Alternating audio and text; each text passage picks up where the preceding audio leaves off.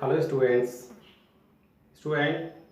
After completing exercise 5.1, today we are discuss representation of a complex number. Students, हम किसी complex number को capital Z से denote करते थे and x plus i y इस form में लिखते थे, where x is a real part of complex number and y is imaginary part of complex number. Now representation of a complex number. First geometrical form, second vector form and third trigonometrical form और polar form. हम किसी भी complex number को geometrically कैसे represent करेंगे, vector form में कैसे represent करेंगे and trigonometrical means polar form में किस तरीके से रिप्रेजेंट करेंगे, इसी पे हम डिस्कस करने वाले हैं. Now first we will discuss geometrical form of a complex number. Students, geometrical representation of a complex number. Student, a complex number z is equal to x plus iy. A complex number z is equal to x plus iy can be represented at a point p xy on the plane. ठीक है, हमारे पास z कोई complex number है जिसको कि हम किसी एक point x, y, where x क्या है, ये जो x है रियल पार्ट ऑफ z एंड y imaginary part of z. हम इनको जस्ट लाइक एक कोऑर्डिनेट एज्यूम करेंगे और इसको हम एक प्लेन में रिप्रेजेंट करेंगे. ठीक है, that plane are called Argand plane. Student,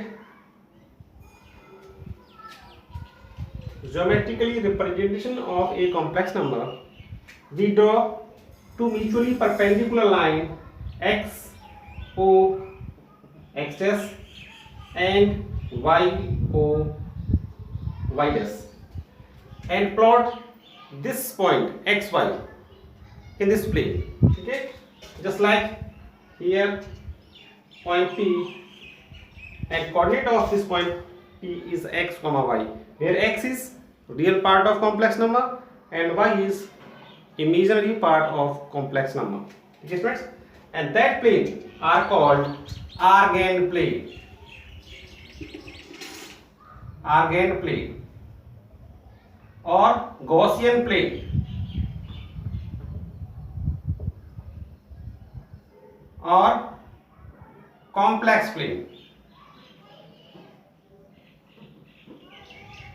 ठीक है फ्रेंड्स, यानी किसी भी कॉम्प्लेक्स नंबर के रियल पार्ट और इमेजिनरी पार्ट को हम एज ए कोऑर्डिनेट एज्यूम करके किसी भी प्लेन में उसका ज्योमेट्रिकली रिप्रेजेंटेशन करते हैं तो उस प्लेन को हम आर्गेंड प्लेन, गॉसियन प्लेन और कॉम्प्लेक्स प्लेन बोलते हैं. If students complex number is purely real, if z is equal to x plus 0y, purely real means imaginary part is equal to 0, then coordinate of this complex number, इसके coordinate क्या होंगे x, 0.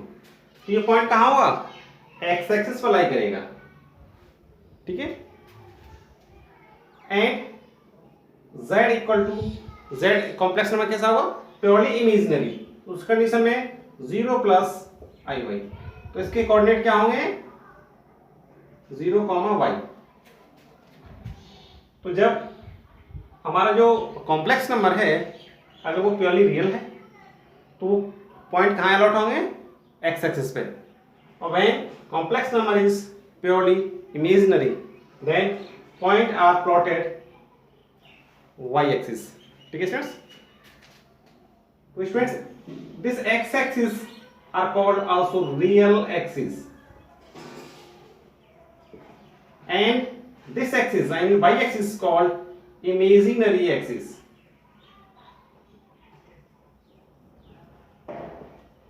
ठीक है students, plot this point P, coordinate of this point is x comma y, here x is real part of complex number and y is complex imaginary part of complex number. Yes friends, Now draw a perpendicular line on x-axis intersect at a point M, and this point is P. Join OP. ये point P है students. तो distance क्या होगी? Is equal to x, इसकी equal होगी। And PM ये क्या होगा? Y. Then in triangle OMP या PMO, in triangle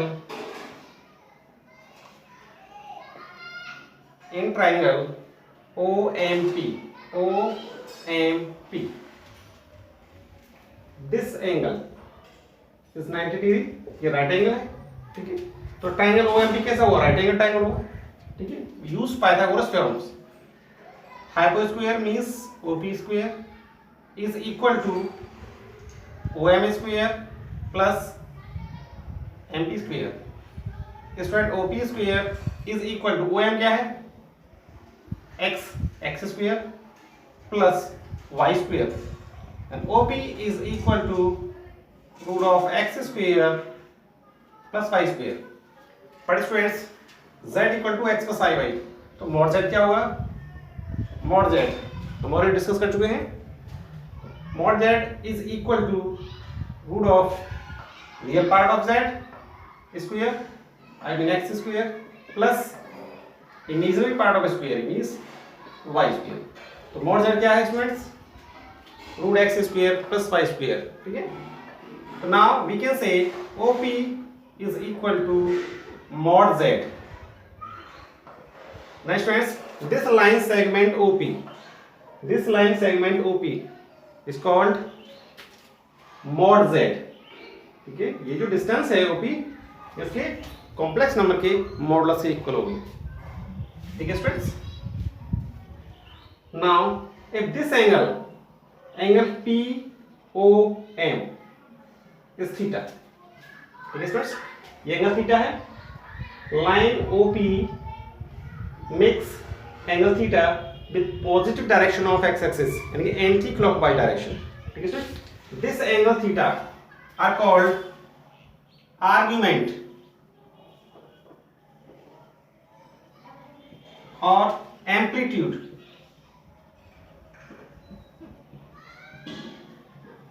ठीक है स्टूडेंट्स। इस एंगल को क्या बोलते हैं हम? आर्गुमेंट और amplitude. In triangle POM, tan theta is equal to perpendicular upon base, means y upon x। इस एंगल के लिए परपेंडिकुलर क्या होगा? PM, और बेस क्या होगा? OM। tan theta is equal to y upon x, and theta is equal to tan inverse y upon m। tan inverse y upon x, ठीक है students. and this angle theta is equal to tan inverse y upon x, and this angle is called argument or amplitude of complex number। Students, argument or amplitude of a complex number. Let a complex number z is equal to x plus iy, where x and y both are positive, ठीक है students. and take an acute angle alpha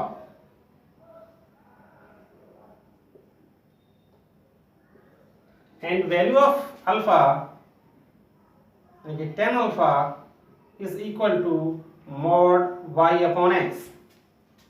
mod ये क्या है? mod makes a negative quantity as positive, ठीक है। and alpha is equal to tan inverse mod y upon x। अब students हम इसका आर्गुमेंट और एम्पलीट्यूड फाइंड करेंगे, जो कि डिपेंड करता है कि हमारा पॉइंट किस क्वाड्रेंट में लाई करेगा, ठीक है। और हमें इस आर्गुमेंट और एम्पलीट्यूड की जो भी वैल्यू फाइंड करेंगे वो प्रिंसिपल वैल्यू फाइंड करेंगे, और प्रिंसिपल वैल्यू है वो लाई करती है -पाई से +पाई के बीच में। Is the principal value of argument. Principal value of argument, ठीक है, ये क्या होती है, -पाई से +पाई के बीच में लाई करती है। तो students, in first condition if z is equal to x plus iy means real and imaginary part both are positive। तो हमारा जो पॉइंट P है जिसके कोऑर्डिनेट रियल और इमेजिनरी पार्ट हैं वो फर्स्ट क्वाड्रेंट में लाई करेगा, यहाँ पे x एंड y, ठीक है, ये फर्स्ट क्वाड्रेंट में लाई करेगा क्योंकि दोनों ही कोऑर्डिनेट पॉजिटिव हैं। इस कंडीशन में हमारा जो आर्गुमेंट है, प्रिंसिपल आर्गुमेंट, ये theta is equal to acute angle alpha होगा, ठीक है। तो argument of z I mean theta is equal to alpha. कब? जब हमारे जो कॉम्प्लेक्स नंबर है इसके real and imaginary part both are positive. And second condition, if z is equal to -x plus iy, और इसका रियल पार्ट नेगेटिव है, imaginary part positive है, तो हमारा जो पॉइंट है ये सेकेंड क्वाड्रेंट में लाई करेगा, यानी कि -x, y, यहाँ पे भी पॉइंट होगा सेकेंड क्वाड्रेंट में। तो हमारा जो आर्गुमेंट है वो ये होगा, यानी कि थीटा, ठीक है students. And this value is alpha. Alpha क्या है, एक्यूट एंगल है, तो हम इसको अल्फा एज्यूम कर लेंगे। तो वैल्यू फाइंड करनी है थीटा की, यानी कि ये तो हमारा आर्गुमेंट है।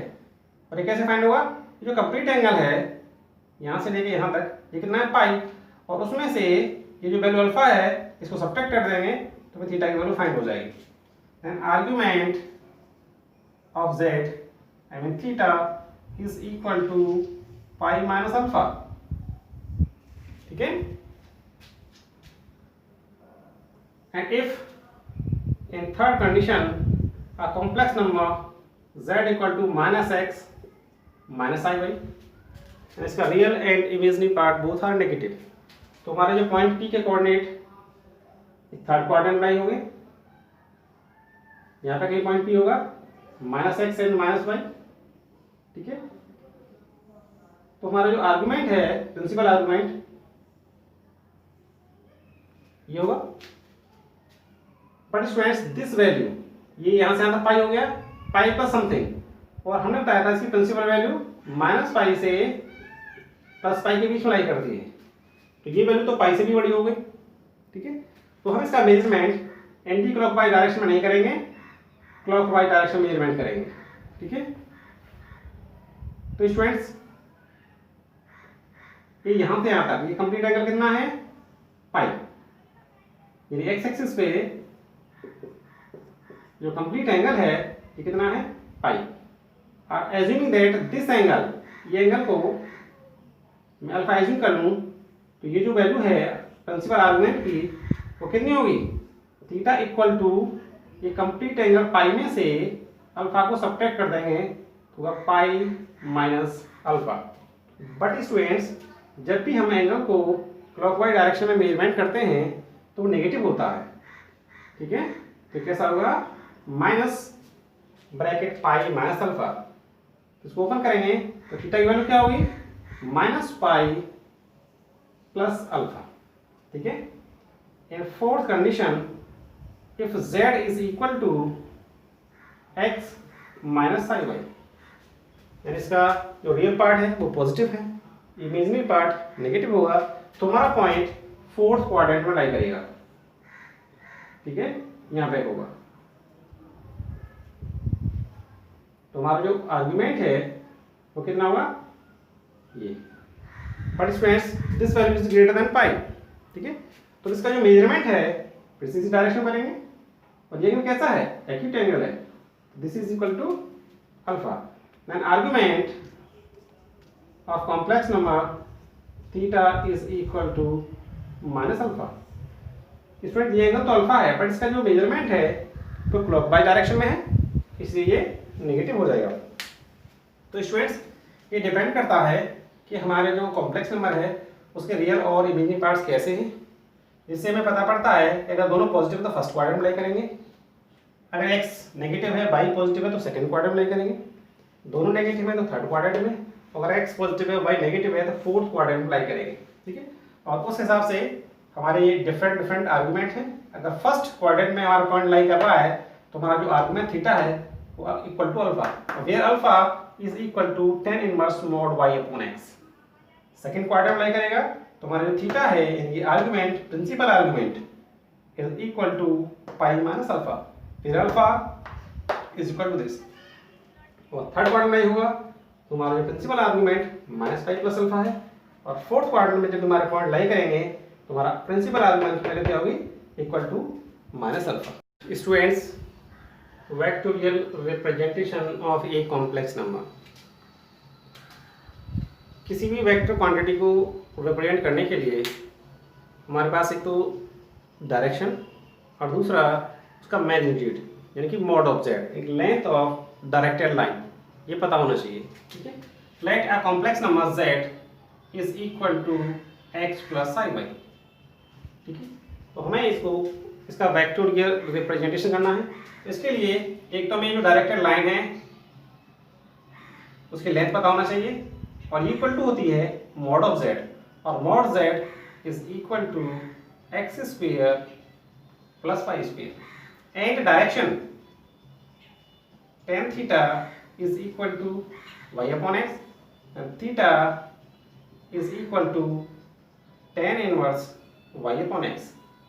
ये एंगल क्या रिप्रेजेंट करता है, direction of line with positive direction of x axis, and mod z ये जो लाइन है उसकी लेंथ को रिप्रेजेंट करता है। देखिए x o x डैश, इस थीटा एंगल को इस x एक्सिस की पॉजिटिव डायरेक्शन में बनाएंगे और इसकी लेंथ कितनी होगी, मॉड जेड के इक्वल। तो ये हमारा एंगल हो गया थीटा, और length of line segment OP is equal to mod z. तो students, this line segment OP is a vectorial representation of complex number z is equal to x plus y। देखिए friends, ये क्या है, ये theta जो angle है ये इसकी डायरेक्शन को रिप्रेजेंट करेगा। ठीक है, एंगल जितना बड़ा होगा ऐसे ऐसे करके लाइन ऐसे मूव करेगी y एक्सिस की डायरेक्शन में, और z ये मॉड z है, ये लाइन सेगमेंट यानी OP इसके लेंथ को रिप्रेजेंट कर रहा है। Now students, polar representation of a complex number. Let a complex number z is equal to x plus i by। ठीक है, तो अगर हम इसको आर्गेंट प्लेन में अगर इसको ड्रॉ करें तो इसका ज्योमेट्रिकल रिप्रेजेंटेशन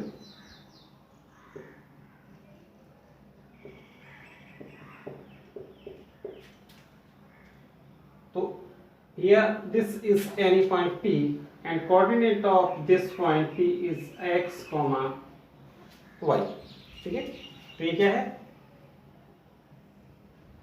यहां से यहां तक की जो ये क्या हुआ x and distance equal to y, और यहाँ पे कोई पॉइंट M, हमने O को P से जॉइन किया।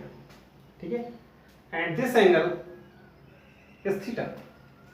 Then students, in triangle OMP, in triangle OMP, sin theta is equal to perpendicular of upon hypo। इसका perpendicular कितना है y, एंड hypo यानी OP, और OP क्या है, is equal to mod z. ये क्या होती थी, mod z. Then y equal to कितना होगा, यहां से y इक्वल टू होगा mod z sine theta, and cos theta is equal to base upon hypotenuse, and x equal to कितना होगा, mod z and cos theta. तो students, यहाँ से जो x की और जो y की वैल्यू है वो यहाँ पुट कर दीजिए। And complex number z is equal to क्या होगा, mod z cos theta plus i mod z sin theta. इसमें से मॉड z कॉमन है तो complex number is equal to mod z cos theta plus i sin theta. ठीक है students, ये इसका पोलर रिप्रेजेंटेशन और trigonometrical representation of a complex number. ठीक है स्टूडेंट्स, किसी किसी बुक में ये मॉड z को ना हम r से रिप्रेजेंट करते हैं, तो उस कंडीशन में हमारा जो कॉम्प्लेक्स नंबर है z इक्वल टू होगा r cos theta plus i sin theta. ठीक है स्टूडेंट्स, ये इसका polar representation of a complex number.